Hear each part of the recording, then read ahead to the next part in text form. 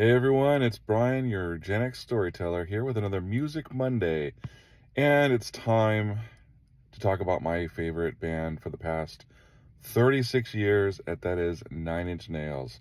And the first album came out 36 years ago last Monday. And that would be Pretty Hate Machine. And my friend worked at Tower Records, and he put that album in my hand and said, "You got to hear this," because he knew I liked industrial. He knew I liked a lot of heavy, dark synthesizers and crunchy guitars, and he says, "You got to hear this." So I took it home and put it on, and that was it.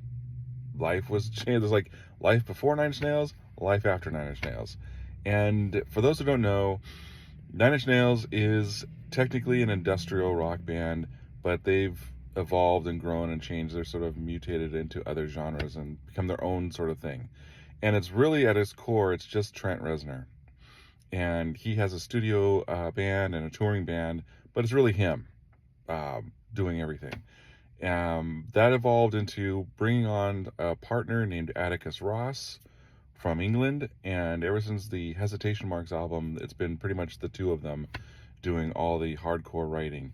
And of course, many of you know that Trent Reznor also and Atticus Ross branched out into film composing, and they have won Emmys and Oscars based on their film scores. And so it's been quite a career. And I will say, I'm not going to go into all the reasons why I love Nine Inch Nails and all that fandom stuff because, if you know, you know. But I will tell you guys about the time in 2009 that Trent Reznor himself gave me backstage passes to the Nine Inch Nails Jane's Addiction tour. And it was completely unexpected, completely out of nowhere. It happened thanks to a single Twitter account, a post, a single tweet. He was very active on Twitter in the beginning because it was not a dumpster fire at the time. It was not really political. Celebrities were on there because it was safe. You could interact with your audience, and everything was cool. And Trent Reznor was on there a lot. And in early 2009, he posted, "Hey everyone, what's your favorite Nine Inch Nails concert memory?" And so I responded. It was October 10th to 1994. It was the last day of my cancer radiation treatments, and the concert helped me get past all the nausea and vomiting and sickness I was feeling. I just loved the show. And all of a sudden I get a DM from Trent Reznor saying, "Hey, that's a really great memory.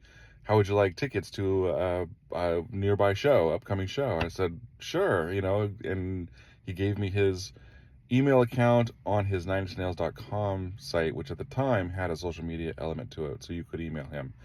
But of course, me thinking, there's no way, this is not real. I'm getting punked. There's no way this is real. But I decided to follow through because you have to follow through on something like that. So I emailed him and it didn't work. It was some technical glitch. So he wrote back and gave me his personal email address and said, "Don't share this with anybody." And I'm still thinking, no, there's no way. This is bullshit. So I followed through, gave my address, gave my info. Fast forward to the day of the show. My wife and I go there and park. We're just expecting a couple of tickets, if anything at all.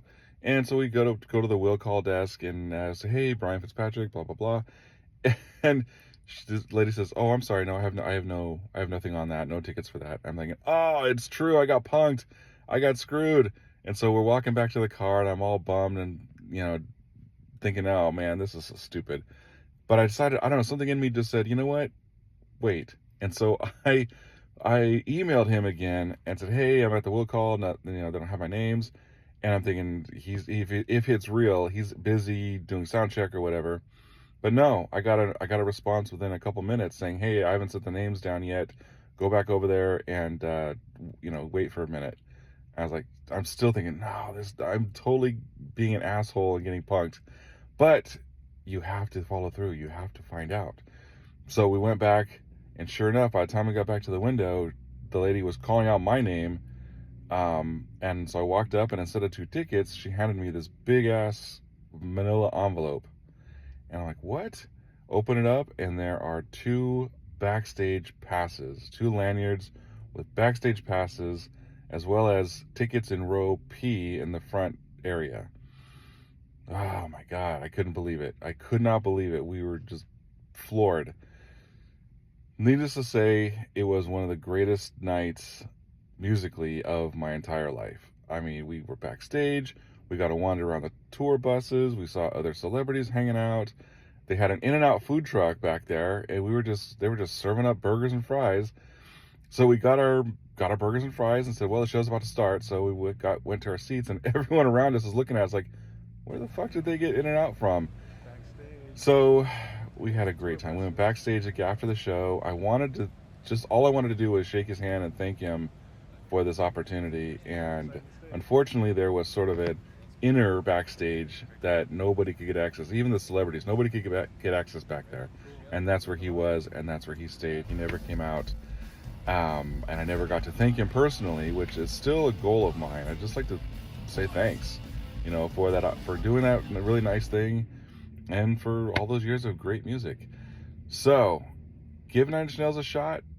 You may end up loving them. So anyway, that's my story, and I'll be back next week with another Music Monday, and I'm wondering who to talk about. I will have something good for you then. Take care.